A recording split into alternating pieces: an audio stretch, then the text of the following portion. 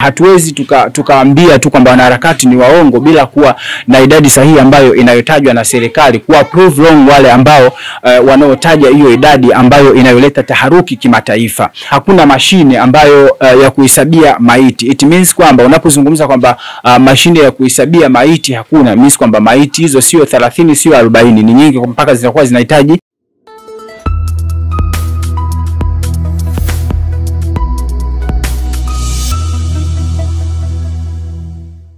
Hey guys, kama tulivyoweza kumsikia mheshimiwa akijibu swali aliyoulizwa juu ya maiti ambazo zilipatikana, idadi ya maiti ambazo zilizopatikana wakati wa maandamano ya Oktoba 29. Wanahabari walihitaji kujua idadi ya maiti hizo, ambapo ni kitu ambacho kinachowakireketa Watanzania waliokuwa wengi. Wanahitaji kujua idadi hizo kwa sababu upande wa wanaharakati kwa nchi yetu tunadai kwamba au serikali kwa ujumla imedai kwamba idadi inayotolewa na wanaharakati kama kina Maria Sarungi pamoja na kina Sativa, kina upande wa kina Mange Kimambi, inadaiwa kwa upande wa serikali kwamba hiyo idadi sio idadi sahihi, bali ni kama kuleta taharuki katika jamii zetu, huku wananchi wakihitaji idadi sahihi ambayo itakayotolewa na serikali waweze kuijua. Lakini wakati huo ambapo mheshimiwa kama tulivyoweza kumsikia akizungumza juu ya swala la idadi, ambapo ameonyesha wazi kwamba hakuhitaji idadi hiyo mpaka kufikia hivi sasa, hadi ya kuwa yanapotokea madhira fulani katika nchi yetu, desturi yake ni lazima tuambiwe kwamba ni idadi ya watu fulani, vifo ni idadi fulani. Mfano tunakumbuka kipindi cha kuzama kwa MV Nyerere, ni tukio ambalo lilichukua nafasi kubwa sana wakati wa serikali ya awamu ya 5 ya mheshimiwa hayati John Pombe Magufuli. Lakini pia idadi ya wafaji ambao iliyopatikana kwa siku hiyo ilitolewa. Lakini leo baada ya haya maandamano mpaka sasa hivi serikali haijatoa takwimu sahihi ya maiti zilizopatikana kwenye yale maandamano mpaka kufikia hivi sasa.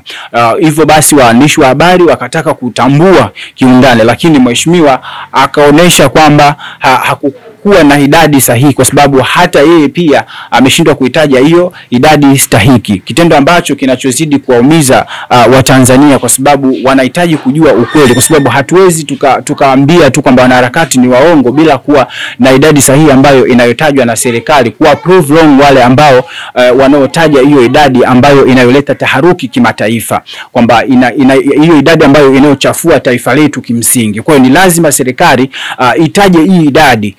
Wakati huo tukiangalia kwa upande wa Msigwa, naye ambaye ni mzungumzaji wa serikali, mheshimiwa Msigwa naye aligusia swala hili, lakini akawa anazungumzia kwamba hakuna mashine ambayo ya kuhesabia maiti. It means kwamba unapozungumza kwamba mashine ya kuhesabia maiti hakuna, means kwamba maiti hizo sio 30 sio 40, ni nyingi mpaka zinakuwa zinahitaji idadi. Kwa hiyo sasa ni vitu ambavyo vinavyochanganya kwa upande wa raia. Kwa hiyo serikali tuiombe iweze kutaja idadi sahihi ambayo ili kuwatuliza mioyo wa Tanzania, kwa sababu mpaka sasa hivi kama tunaenda kwenye upande wa maridhiano na raia, tunaona wazi kwamba wanahitaji hiyo idadi waweze kuijua, kwa sababu inawezekana ikawa katika kuijua hiyo idadi hata kama ndio itawaumiza. Tunajua kwamba ni jambo ambalo ni la kuumiza, kama alivyokuwa akisema mheshimiwa waziri kwamba ni jambo ambalo linalumiza, kwamba kutumatuma maiti kama vile ni harusi, alafu vile kutokuisha kuzungumzia masuala yale bila kuonesha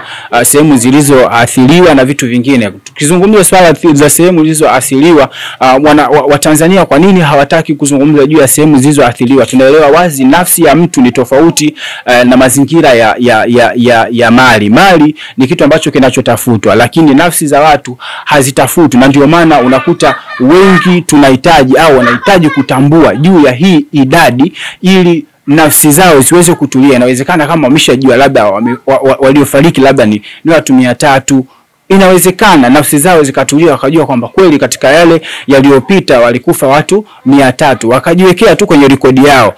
Alafu pia kitu kingine ambacho cha kuapprove wrong wanaharakati pamoja na vile vyombo vya habari vya kutoka nje, tukiangalia kwamba walizungumza pale katika kuhojiana, alihojiwa pia mheshimiwa waziri mkuu juu ya swala ambalo panapozungumzwa kwamba au panaposadikika kwamba pamezikwa makaburi ya halaiki. Nafikiri kwamba hiyo eneo kama litakuwa limesomwa vizuri watu wameweza kulitambua. Ili ku prove wrong na ku prove wrong CNN ambayo walizungumza swala hilo pamoja na wanaharakati ambao wanazungumza kwamba kuna sehemu ambazo wamezikwa watu kwa makaburi ya halaiki. Tungeiomba serikali yetu tukufu ingefanya kama kuwa prove wrong, kuonesha kwamba hicho kinachozungumzwa ni sicho, basi wangetoka na waandishi wa habari na jopo lake la waandishi wa habari pale kama lilivyo, wakaenda katika hilo eneo wakajaribu kufukua badala ya kufukua na maanisha kwamba atakapoona kwamba hakuna chochote, nafikiri kwamba itakuwa tumeapprove wrong na kila mmoja ataweza kuwaamini kwamba hawa watu wanachochea ubaya kwenye taifa letu, na swala ambalo sio zuri. Kwa hiyo kila mmoja nafikiri kwamba hataweza tena kuwaamini hawa watu. Lakini kama tutakuwa tu tunakanusha bila kufanya practically, tukawaaminisha watu practically kwamba hiki kitu hakipo, naamini kwamba bado tutaendelea kuandaa question mark kwenye vichwa vya watu, kwa sababu watu watataka kutambua ukweli ni upi sahihi. Ni swala ambalo litakuwa bado linaendelea kunyonya kwenye mioyo ya watu na litaendelea kubaki kwamba ni historia ambayo isiyosahaulika kwenye mioyo yao.